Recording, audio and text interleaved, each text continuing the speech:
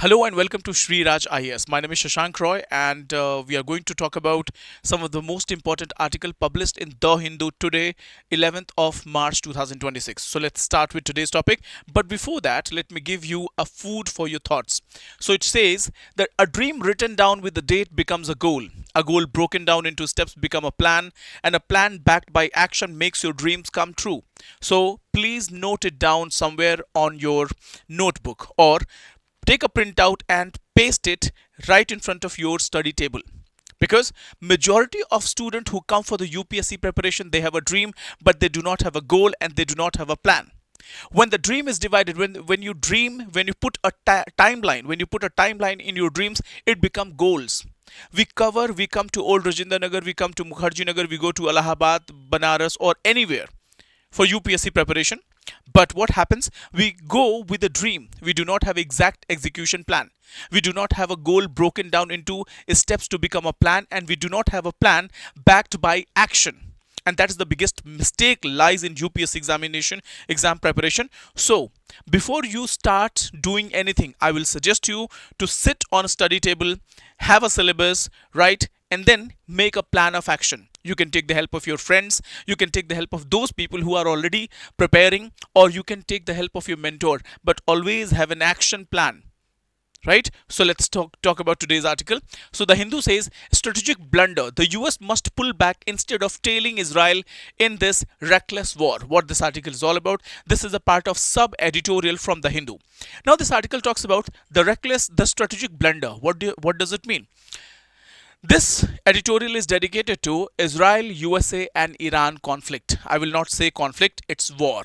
Okay, so let me explain you through diagram. On 28th of February, on 28th of February 2026, what happened? Israel and USA on one side attacked Iran and killed 40 members of Iranian regime. 40 members of Iranian regime, including the supreme leader Ayatollah Khomeini.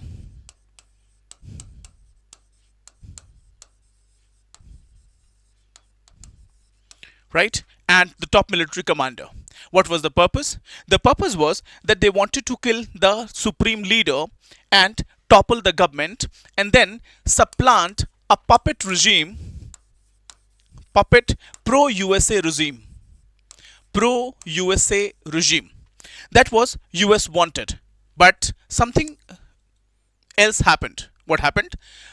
According to USA and Iran and Israel, they thought that Iran will crumble down. There will be a revolution in Iran and the government of the day will be toppled. But something opposite happened. This attack on Supreme Leader Ayatollah Khamenei reunited Iranian people, and they rose in revolt and resentment against USA and Israel together. In fact, people protested in Israel against its policies. Then again, USA said that they want a supreme leader of his choice. They want a supreme leader of his choice. He wants someone to be in Iran who is pro USA. And USA continued attacking Iran, thinking that Iran will not do anything. But completely opposite things happen. What happened? Recently, Mostabah Khamenei, the son of Supreme Leader, has been appointed as the Supreme Leader, which a clear-cut indication that Iran is not going to break down, or Iran is not going to be threatened by the US military power or their attack. The first thing, they appointed Mostabah Khamenei as the Supreme Leader. The second one, after this, they started attacking US allies in Gulf. US started attacking critical infrastructure. US started attacking critical infrastructure in Gulf regions. Israel was bombarded. Apart from that, Bahrain, Kuwait, UAE, Saudi Arabia,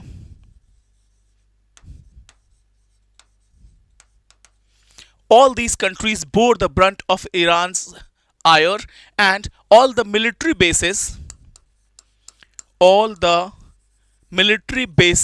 of United States of America got attacked in Gulf countries. Apart from that, Iran also blocked Strait of Hormuz, which is a strategic choke point, spiraling the oil market completely. Oil market, and from $90, the price of the crude oil went to $110, creating a energy security crisis in not only in West Asia but entire Southeast Asia in global South. So it led to energy crisis across West Asia. Apart from that, Iran also attacked the data center and desalination plant in Gulf countries. What is desalination plant? We all know that the Gulf countries are surrounded by oceans and seas. They do not have fresh drinking water. So they filter this drinking water through desalination plant. It is a very costly affair. The machinery is too costly and this entire structure is costly. Now, when Iran has attacked the desalination plant, it has created a crippling effect of the normal life of the people living in West Asian countries. So people are running out of water. At the same time, Southeast Asian countries and big giant countries like India, China and Sri Lanka, they are running out of fuel. The LPG prices are soaring. This is how Iran has created a pressure on United States of America. Now, USA entered this war without any purpose, without any clear-cut purpose. US entered into this war without any clear-cut purpose. Earlier, USA said that they want to fight for humanity against the brutal Iranian regime. The second, they said they will simply topple the supreme leader and supplant a pro-USA leader. The third, they want to annihilate the threat. They want to annihilate the threat of Iran in Gulf countries.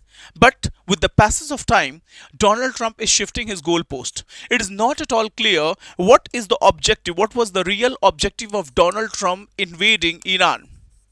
What was the real object of Donald Trump invading Iran? It is not clear. Again, United States of America, is it really the war of USA, or USA is fighting the war of Israel? Though USA says that they will fight till end and they will completely erase the Ayatollah Khamenei regime, but the opposite seems to have taken place. What is happening here is that Iran's attack has created a pressure on United States of America. Iran is fighting with drones. Whereas USA is using very costly arms and ammunition, and it is costing USA a huge amount of money. Every second, USA is spending 11,000 US dollars in this war. Every second, 11,000 US dollars in this war. It has created crippling effect not only in Israel but also across West Asia, in Southeast Asia, or I would say Asia as a whole. So, it seems that the Donald Trump has committed a blunder. Donald Trump has disturbed a hornet's nest,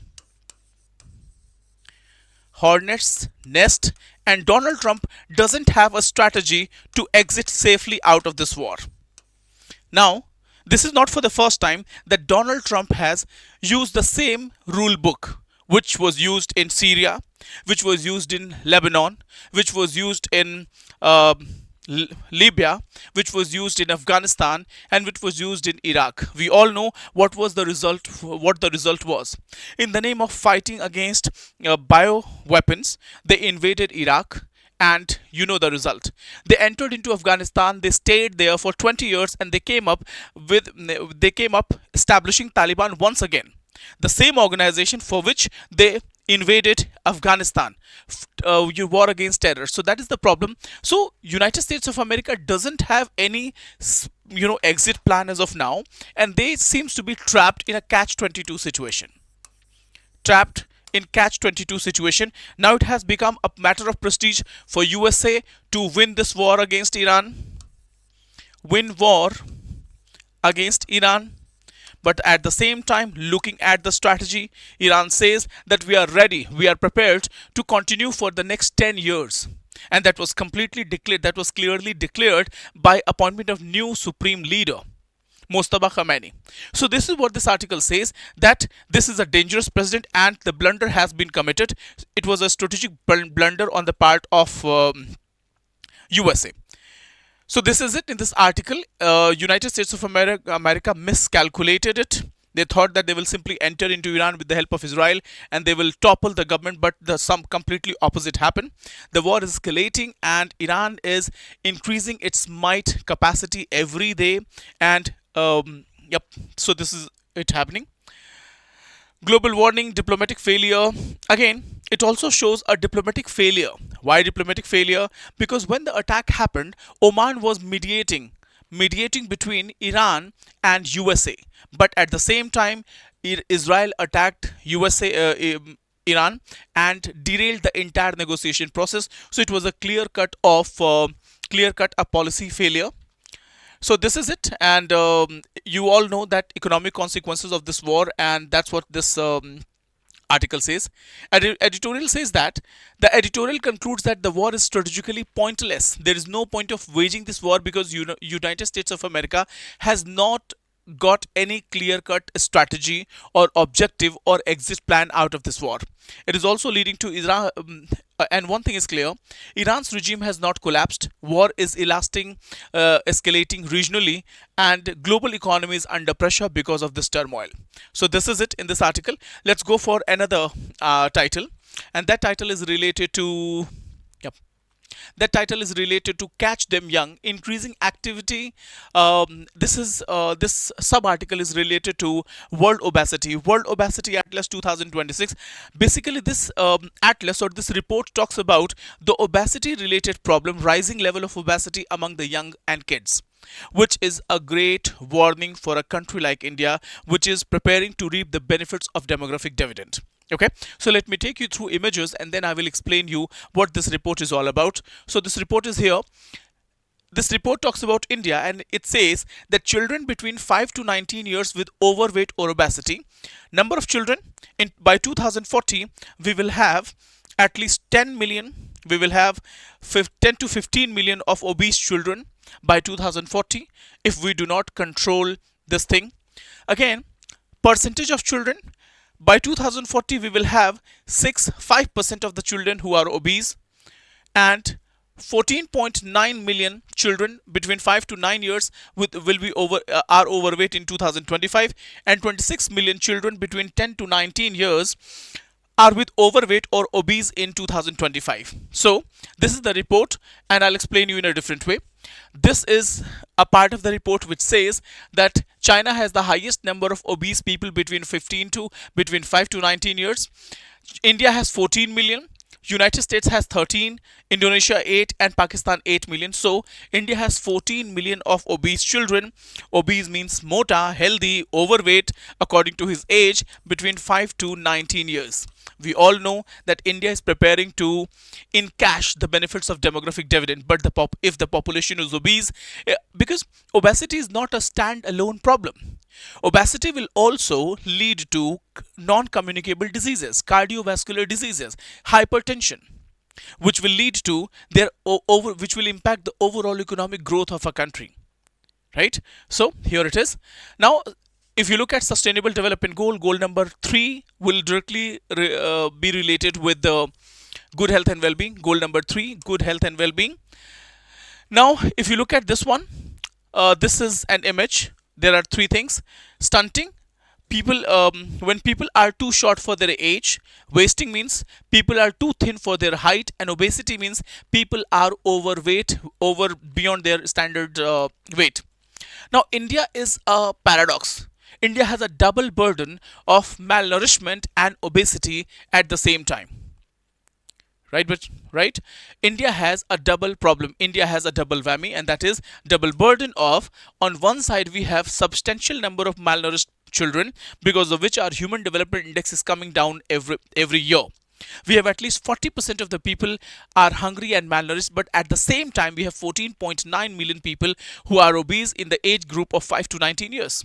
It's a big challenge for a country like India.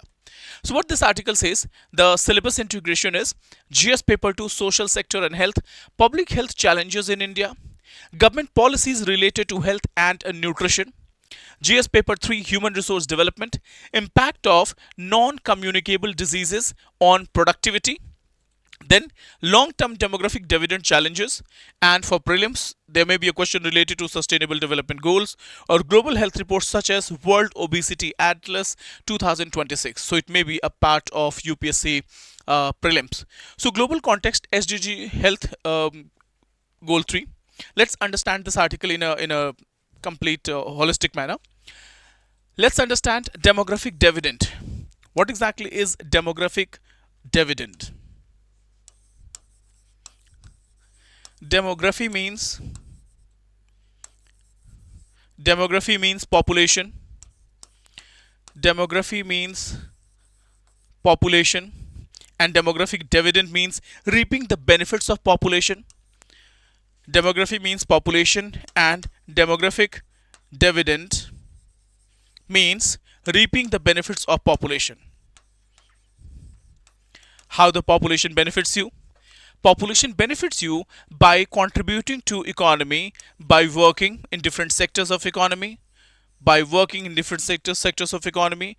The working India has the highest number of working age population, starting from 18 to 59 years. 18 to 59 years. And India's demographic dividend will be continued till 2055. Right? Till 2055, our window of demographic dividend will be opened. After that, the population will start declining. Population will start declining. We will have a shrinking population. We will have a shrinking population. Right? We will also face problem like China, Japan, Vietnam. So this is the problem we are going to face, demographic dividend. I also explain you through images, through diagram, about India's demographic profile.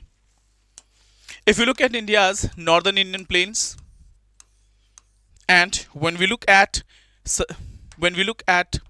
southern states of India, there is a huge difference in terms of total fertility rate. When we go to the North India, there is a population bulge, which means that the total fertility rate is higher. And when we come to southern states, we have a total fertility rate which is shrinking, which is going down. I also explained you the reason behind population shrinking in South India and population bulge in Northern India. Now because of this declining fertility rate, there will be a shortage of manpower, shortage of workforce, and here there will be surplus workforce.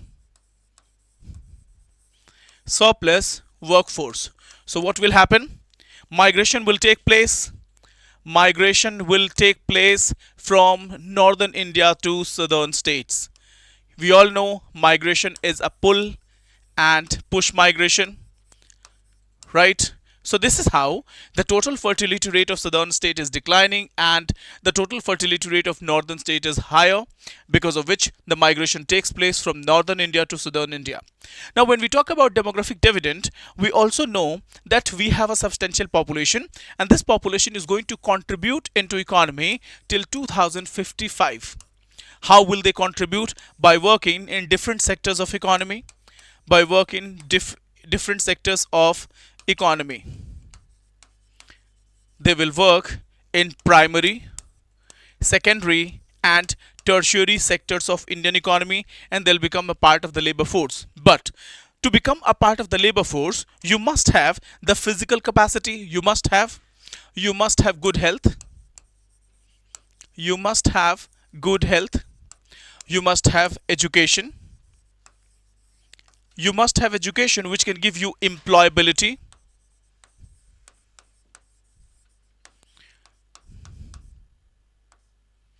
you must have access to markets, and market must have jobs. There must be a provision of medical facilities or medical intervention. You must have a clean environment. You must have clean environment, clean and safe environment. So these are the basic requisites for demographic dividend to be reaped by a country. But if your country is unhealthy, if they do not eat properly, if the food system is not good, if they eat only if there is a food security but that food is lacking nutritional security, then you will not be able to reap the benefits of demographic dividend, and your demographic dividend will be transformed into demographic disaster, because you will have a higher percentage of people who are ill, who are unable to work, who are suffering from diabetes, blood pressure, hypertension, these non-communicable diseases. You will suffer a lot, and you will, instead of contributing to your economy, you'll become a liability or burden for your family. It will cost a higher medical bills to you and your family. So this is what this bill talks about. So what is the way forward? What should we do now? What is the way forward? What are the suggestions given by this article? First of all, we have to move from food security. We have to move from food security to nutritional security. We have to move from food security to nutritional security. Food security is not nutritional security, and if the food is not nutritious, it will lead to obesity, hunger, or malnutrition. Got the idea? So the first step is food security to nutritional security. This is what we need to do. Yep. Next is 1 minute, please. Global comparison is yes. So now let's talk about way forward. Main causes. First of all, causes.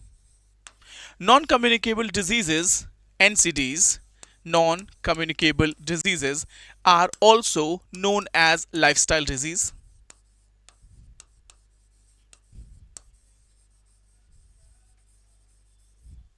Lifestyle diseases as well, right?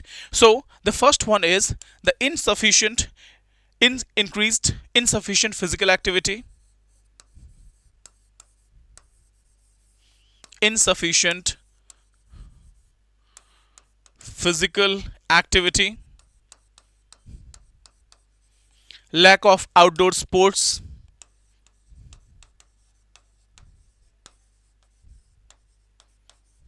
increasing screen time, which is a big problem, increasing screen time, then sedentary lifestyle,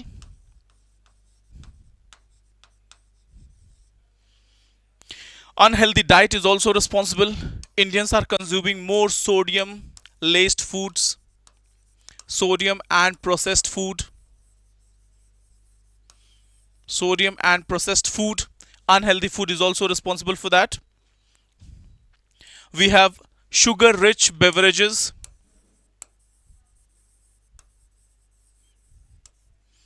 so lifestyle disease, insufficient physical activity, outdoor sports, lack of outdoor sports, screen time, sedentary lifestyle, food is compromised.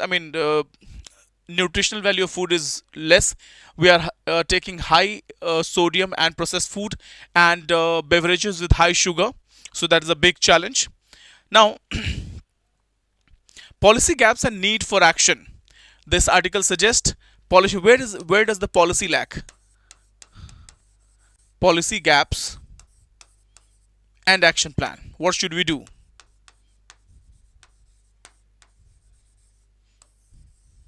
Okay. So its first says the editorial argues that policy action has been inadequate in addressing this issue, this NCD related problem. Experts in the World Obesity Federation recommend that restrictions on junk food marketing to children, restrictions on junk food marketing, junk food marketing. The second one is sugar taxes on packaged food, sugar tax at packaged food.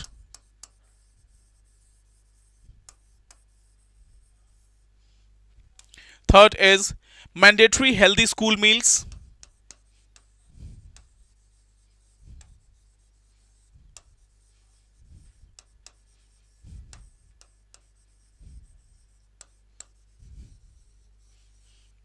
Mandatory school health meals. Promotion of physical activity.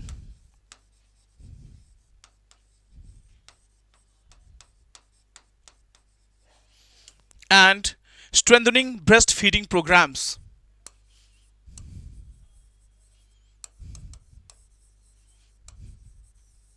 Strengthening breastfeeding programs. These are some of the steps suggested by this editorial and this writer. Now, what will happen? Implication of for India's demographic dividend. I have already explained. What are the implications of this non-communicable diseases? Strategic concern: a country with young population but unhealthy workforce will lead to nothing. So this is it. I have already explained you. So these are the policy gaps and action plan. Breastfeeding should be promoted. Junk food marketing must be stopped. Sugar tax on packaged food. Mandatory healthy school meals and physical activity should be promoted.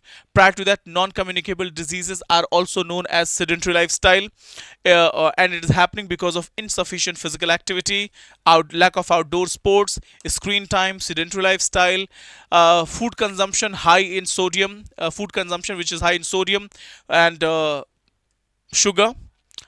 Food insecurity. Food security is not a nutritional security. By 2055, we have a demographic dividend related window, and yep. So this is it about this article. Now let's move on to another article which is related to technology. I'll come to China related matter on later on.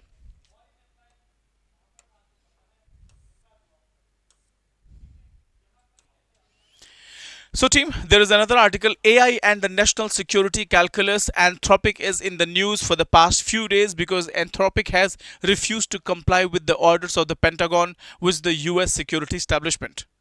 Right? So, this is what this issue is all about, and what is the correlation between artificial intelligence and national security? Is India prepared to transition from a conventional military to AI empowered military? We have recently seen, we are witnessing a huge change in the warfare technology, starting from Russia Ukraine war, coming to now Israel, USA and Iran war. Then we recently witnessed Operation Sindoor. So all these wars, if you pay attention to all these wars, you'll find that huge changes, huge transition has taken place from conventional arms and ammunition to artificial intelligence enabled technologies such as drones, such as loiter munitions, such as missiles, right? So we will talk about this article, how artificial intelligence and national security is related, and what steps India has taken to ensure its national security is upgraded with the passage of time. So here it is, Anthropic. Let me take you through some images. So this article has been written by Bharat Reddy. He is an associate professor with Takshashila Institution. Now, this article, before we get into this article, I will take you through certain articles published previously related to national security, who were written in the context of national security itself. So, this article, the lessons in national security cannot be outsourced. Yesterday, this article was covered. Then again, why algorithmic sovereignty should be India's top priority. This article was also a heavyweight article. I have covered it. That algorithmic sovereignty, what does that mean? That the artificial intelligence tools that we have, such as chat GPT, cloud, then again ChatGPT, Cloud, Gemini, or AI Fiesta, or any other AI tool that is having a presence at the global level. They got the data from European market, from the USA, from across the world, which may or may not be suitable in the context of India. India needs a different data sets. If How artificial intelligence and machine learning works, first of all, they are trained by consuming huge amount of data from different websites, from different areas, and after consuming so huge amount of data, they produce results. But if that data is compromised, or if the data itself is biased, right, then what will happen? So this is what the question is all about, this algorithmic sovereignty. Few months back, our CDS General Chauhan spoke about cognitive colonialism. What is cognitive colonialism? This is a risk that we are going to face and the entire world is facing. That how artificial intelligence is shaping our thought process, our ideas, our thinking pattern, our choices, and our reactions. So this is what cognitive colonialism is all about, and AI is too powerful a tool for this one. Now, here it is, cognitive colonialism. Look at this one. When youth risking life for reels, chasing viral moments, but hesitate to invest in deep learning and creative mastery, we must ask who is directing their minds. Recently, after watching certain South Korean drama and certain apps, students commit suicide, or they took a dangerous step. So who is controlling their mind? Is it the AI enabled tool which is controlling the minds of these people?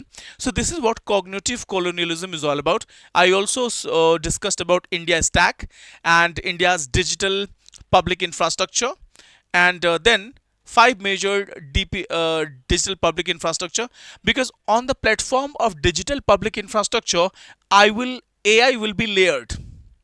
Without the digital infrastructure, we cannot enter into AI domain. We cannot work on artificial intelligence. So we already have digital public infrastructure. We have digital stacking, such as we have Aadhaar, Unified Payment System, IMPS, eKYC. We have Aadhaar enabled payment system. We have Bharat QR. So this is what in India stack is all about. After that, on the basis of this digital public infrastructure, we are building our AI stack in the same manner. Here it is, India's AI stack. These are certain artificial intelligence tools such as Sarvam AI, Gyani AI, Gan AI, Socket AI Labs, Shodh AI, IntelliHealth, GenLoop, Gente IQ, Avatar AI, Tech Mahindra, Fractal, and Bharat Generation. These are our digital AI stack. So, giving some information, for example, we are using artificial intelligence technologies in healthcare, agriculture, and education. For example, healthcare innovation, Niram I, non-invasive AI thermal imaging for breast cancer screening. Cure AI analyzes X-ray, CT scan in seconds, detects 35 plus conditions. AI Steth, AI powered stethoscope converts heart lung sounds to visual waveforms for remote diagnosis. In agriculture, we are using Neoperk, Cotton Ace, Nico Robotics, Cropin. In educational, we were using Pad with AI, Rocket Learning, and Belgavi Smart City. So this is how we are using artificial intelligence in socio-economic sector to transform the current reality. But what and how this artificial intelligence technology will be used in national security or in warfare? We have recently seen. Look at there.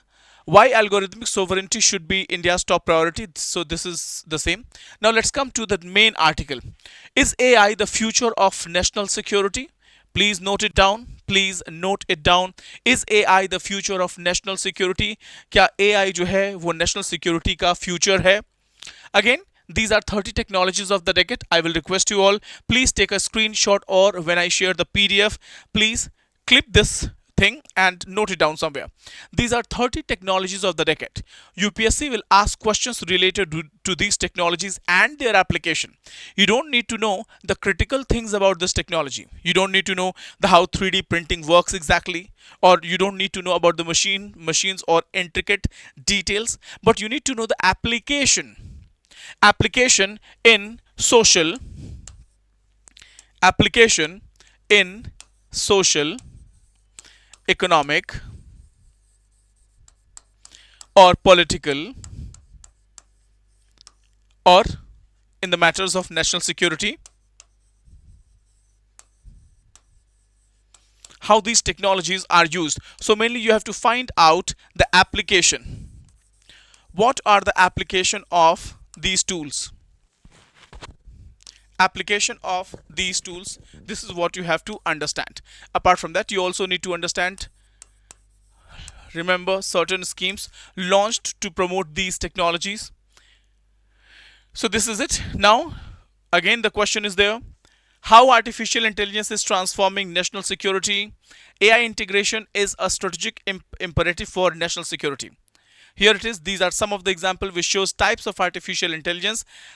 Algorithmic complexity, we have fully autonomous ships, we have facial recognition technology, we have maintenance software who work on their own. So this is just a diagram, spend some time with it. Yep. Now let's go for the syllabus integration. The syllabus says GS paper 3 science and technology, internal security, artificial intelligence, artificial intelligence and emerging technologies, cyber warfare and autonomous weapons, technologies impact on national security. That will be a part of GS paper 3. In GS paper 2 international relations, it will be US China technology rivalry and the matters related to critical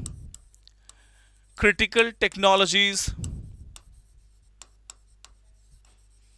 and critical minerals. Global governance of dual use technologies. In essay, there can be question related to ethics of AI in warfare and technology versus global security. So this is how this article will proceed in terms of syllabus. Now AI and modern warfare. Let's have a look at this. In this entire Russia-Ukraine war and USA, Israel and Iran war, you'll find that drones have played a critical role in this entire weapons in this entire scenario. Now artificial intelligence is rapidly entering military system worldwide. Modern warfare is increasingly uses generative AI for target identification, surveillance, target identification, surveillance, cyber warfare, and autonomous weapons. Such as example mentioned in the editorial, US military reportedly used AI models to speed up the kill chain in operations against Iran.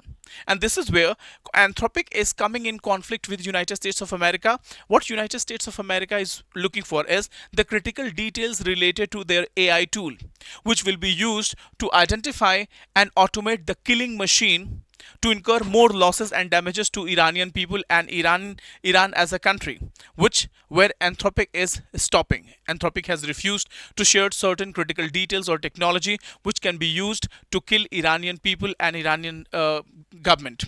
So US military reportedly use AI models to speed up the killing chain in operation against Iran. What these technologies do, they do target identification. The question is legal approval and strike execution. AI reduces decision time in military operation and thereby in a short span of time they kill more and more people and have incur devastating impact on the ruling on the other country. Now AI in warfare, timeline examples, AI in modern conflicts, how artificial intelligence is being used in modern conflicts. Here are certain. Give me a second.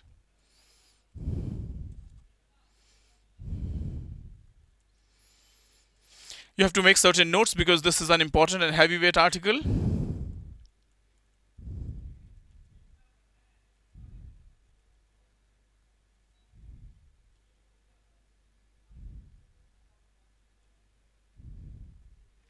Now, what is US Anthropic controversy? What has happened with US Anthropic controversy?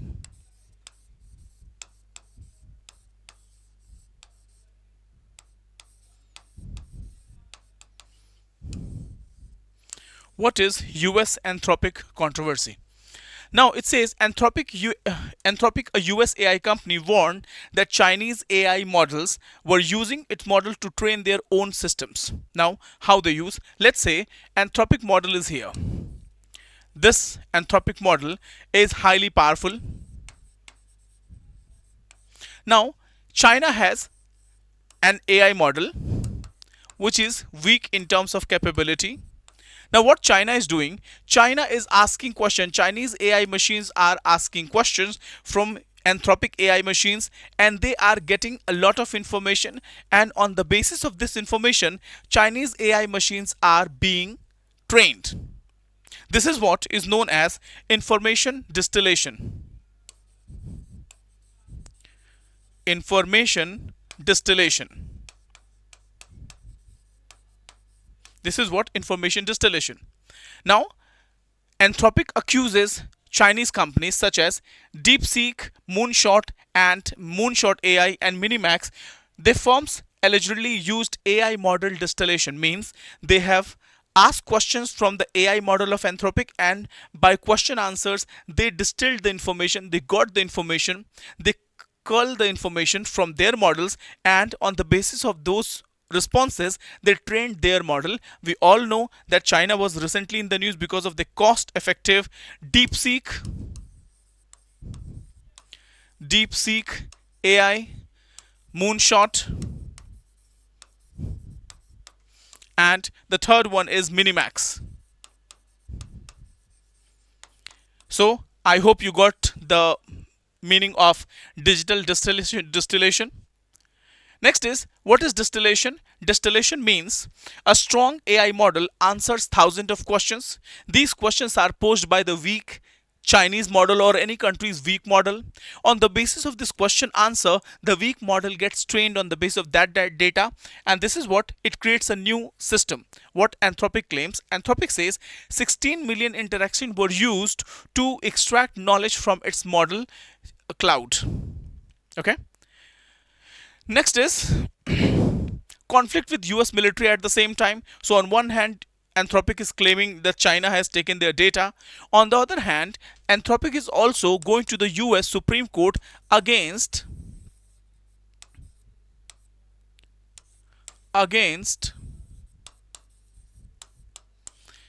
US Pentagon. What they say? The Anthropic says that US military used AI systems for battlefield analysis. When Anthropic raised ethical concern about military use of its technology, Pentagon leveled the company as a supply chain risk. Anthropic AI model cloud was used to analyze warfare in Iran, and they used artificial intelligence to design their weapon system in such a way so that they become a killing machine. So they became a killing machine, killing maximum people. When Anthropic raised a question about the ethical use of artificial intelligence, they leveled Anthropic as a supply chain risk. As a supply chain risk, which means that no government contractor will deal with Anthropic. And that's why Anthropic is going to United States Supreme Court. It led to a legal dispute. Now, warning signal: private AI companies pressured by government to support military operation. Private AI companies, generally private AI companies are the one who are unleashing the power of artificial intelligence, and they might be pressurized by the government to share their secret code that can be used in weapon system against the opposition country. Why AI is hard to control? The editorial argues that AI cannot be controlled like nuclear weapons. Nuclear weapons, they are in physical proximity, they are in physical structure.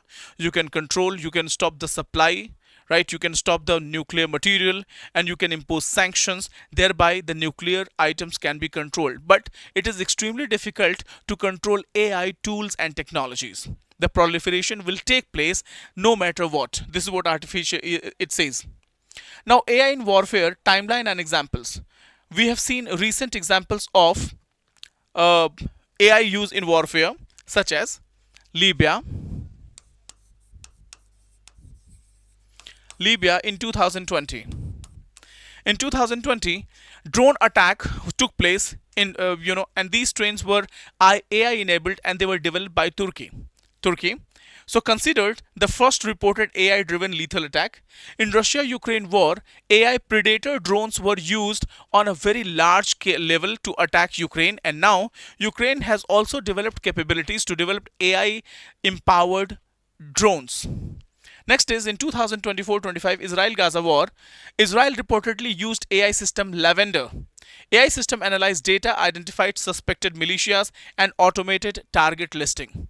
Again in 2026 US operation against Iran, AI used to speed up the kill chain.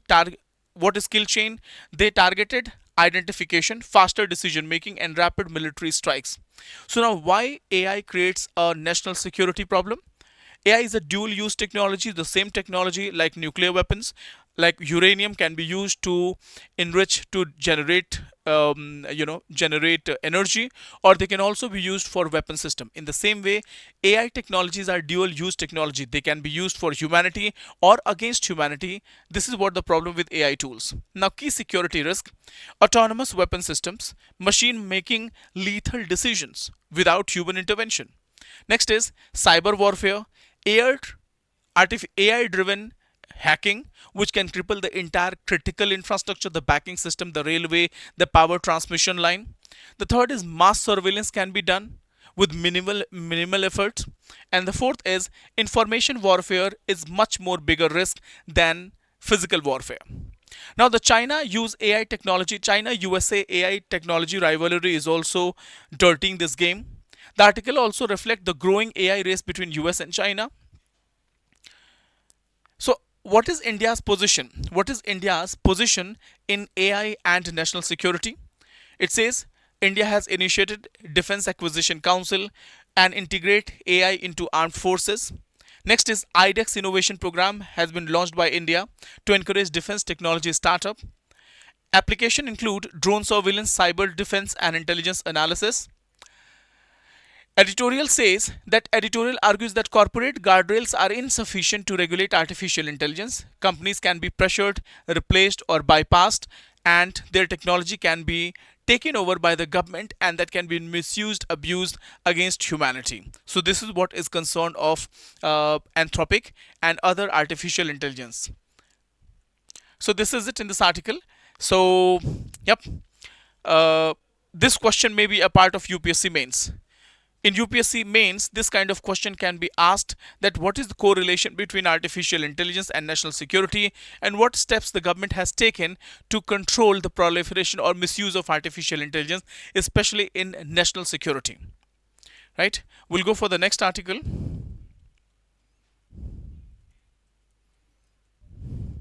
Give me a second.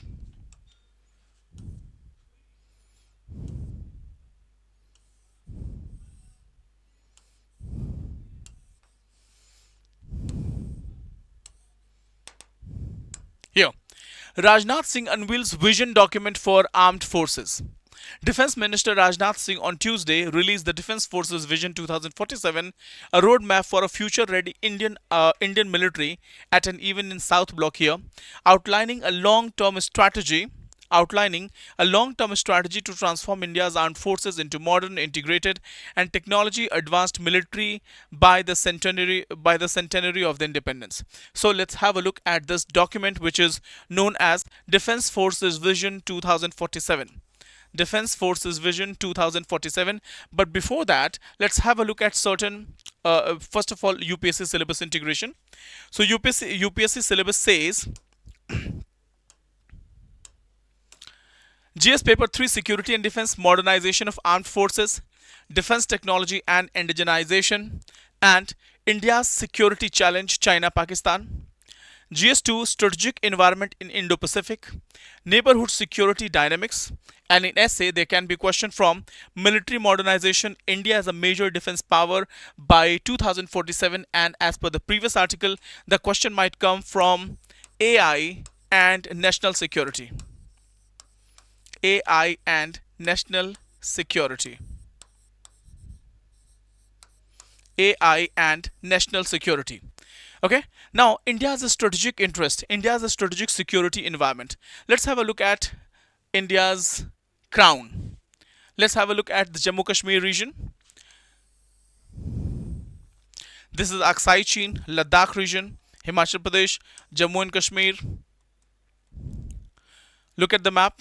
India has there can be a possibility of two front war from Pakistan on one side and China on the other side.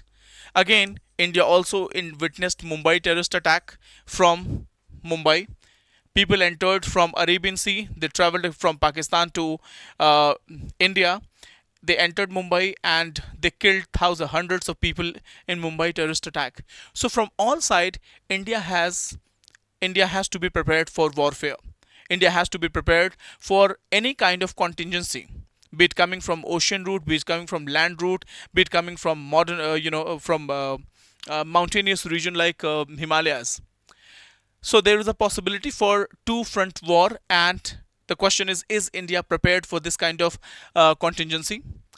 India is also China also has a five finger theory which says that the palm is Chinese palm, the wrist is Tibet, the palm is Tibet, and five fingers indicate the entire area that truly belongs to China. These areas start from Tawang in Arunachal Pradesh and going up to Aksai chain. So this is what five finger theory. There is no logical defense of this theory. China is in a habit of creating a bogus idea of territorial claim. Sometimes they will come with 9 dash line, sometimes they will come with the string of 10 dash line, sometimes they will come with salami slicing, and after that they will come with five finger theory. So this is five finger theory which highlights India's challenges in border areas. India faces a complex security environment from every side. India's challenges: border tension, line of actual ठीक है, LAC, technological military competition. From Pakistan, we have cross-border terrorism and nuclear deterrence dynamics. Then again, in maritime threats, we have Indian Ocean competition and protection of sea lanes. Hence, the government released Defense Forces Vision 2047, aiming to transform India's military into a modern, integrated, and technologically advanced nation. So, what this document says: look at future warfare technologies. The conventional warfare will be, you know, remain valid. But if you look at the recent war, such as Russia-Ukraine war, such as Israel-Iran war, or look at not Nagorno-Karabakh, look at Pakistan-India conflict, Operation Sindoor, you'll find that instead of conventional weapons, the state-of-the-art weapons were used. Mainly, they were AI enabled. I'm talking about the drones. I'm talking about the munition. I'm talking about the precision weapons. Okay, so modern warfare is shifting towards network centric warfare, AI driven decision making, and autonomous system. Now, the need of the time is India must adopt to this changing dynamics globally. Now, Atmanirbharta in defense. As of now, still we import at least 43% of our weapon system, and still we are one of the biggest importer of weapon system in the world. Now the question is, keeping in mind the rising security threat, is India prepared to deal with any kind of contingency in terms of AI driven weapon systems? So another key pillar of self-reliance is defense production. India historically dependent heavily on defense import, and but India wants to detach itself. Instead of becoming a biggest importer, India wants to become an exporter of weapon system. So this vision promotes domestic manufacturing of weapon system, indigenous technology development, defense innovation ecosystem. There was another document few days back that was Prahar, why India's new counter-terrorism document is more intent than full-fledged strategy. So you have to read about the Prahar document, right? And I will also explain you.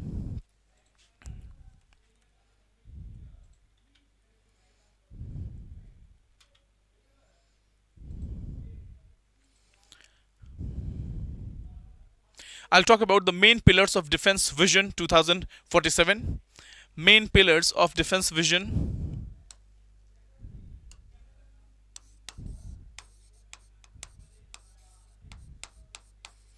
Main pillars of Defense Vision document 2047. What this document says: the first pillar is integrated military structure. Integrated, wait a minute.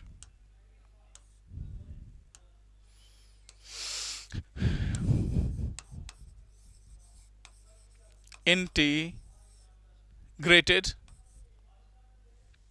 integrated military structure.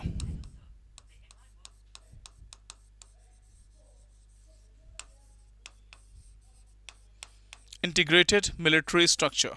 What does that mean? India has three forces. Who are they? We have Indian Army, we have Indian Army, we have Indian Air Force, and we have Indian Navy. Right? As of now, they work separately. They used to work separately, and in order to bring them in an integrated military structure, Chief of the Defense Services (CDS) post was created. Why was the CDS post was created? To bring jointness in operation. Bring jointness. Jointness in operations.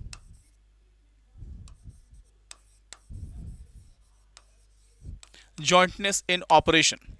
In order to bring jointness in operation, what does that mean? That Army, Navy, and Air Force, they work together, they work in collaboration. They have a weapon system which is trained on every platform, be it the platform of the Indian Air Force, Indian Army, or Indian Navy. So this is what is known as jointness, and that's why the post of the CDS was created, so that military integration can be done. Right? So the first pillar is integrated military structure, integrated planning, joint operations, and unified command structure. What this document says? The document says that integrated planning should be promoted. Integrated planning, jointness,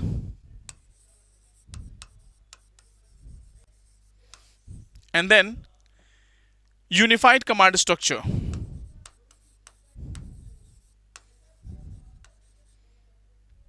Unified command structure. Right? So the first pillar is integrated military structure according to this document. I hope this is clear. Next pillar is multi-domain warfare capability.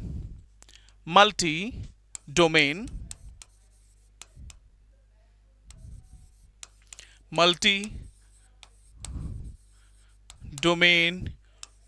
warfare capability.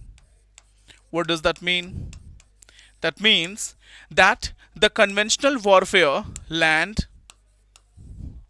air, water, land, air, water, the time of conventional warfare is over. The new areas of threats are emerging, and for that purpose we have to go for the different domain, such as cyber domain. Cyber domain. We have to go for cyber domain. We have to go for the AI domain. We have to enter into space domain.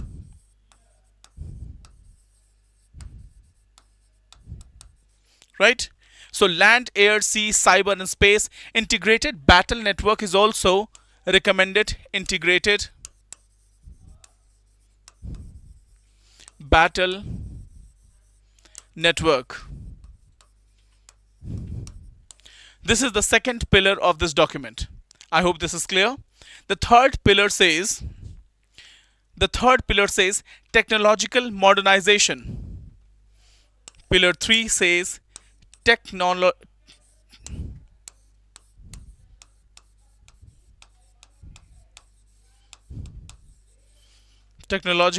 modernization. What is technological modernization? In what domain? First of all, we should pay attention to artificial intelligence. And in artificial intelligence, we have to go for the autonomous system. Autonomous systems.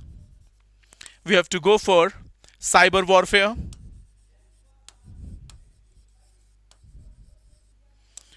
Third is space surveillance.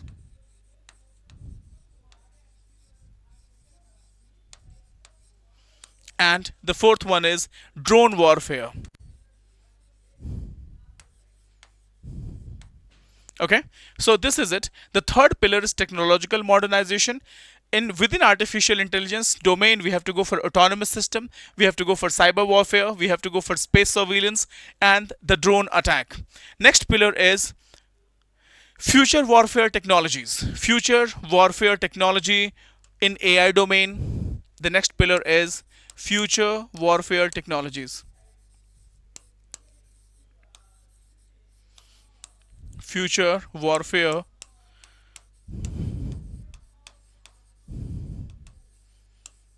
Okay. What is that? AI driven decision making.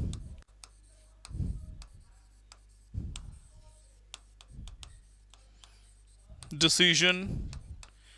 AI driven decision making and autonomous. Wait a minute.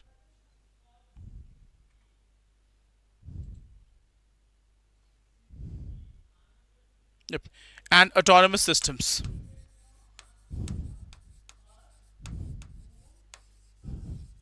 So this is the second.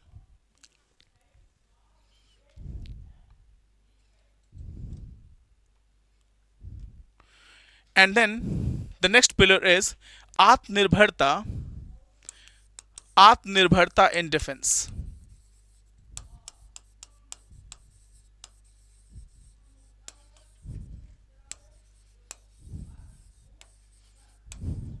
Atnirbharta in defense, and India has done a lot of work in making India self-sufficient in weapon system. In the past 2024, from 2014 onwards, India has paid utmost attention to Atnirbharta in defense, and we are doing a wonderful job in terms of domestic manufacturing of indigenous technology and defense innovation ecosystem. Major government steps.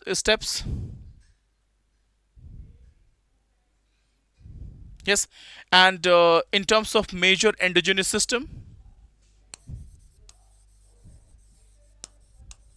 in terms of indigenous system, we have developed certain world-class tools. Tejas fighter jet. Tejas fighter jet is one such example. Then we have INS Vikrant. Then we have Agni missiles. And the fourth one is Akash air defense system, which was used in Operation Sindoor, and BrahMos missile. So this is the next pillar, and from this pillar, this system is this. And there's one more pillar which talks about the whole of nation security approach. The whole of nation security approach, covering every part of India and creating an air shield in every part of India. Right, so this is what this document is all about, and now I'm with this topic I'm ending the session today. uh, you will get the PDF of this document on our YouTube channel, and that's it. Thank you so much. Wish you a wonderful day ahead. Jai Hind, Jai Bharat.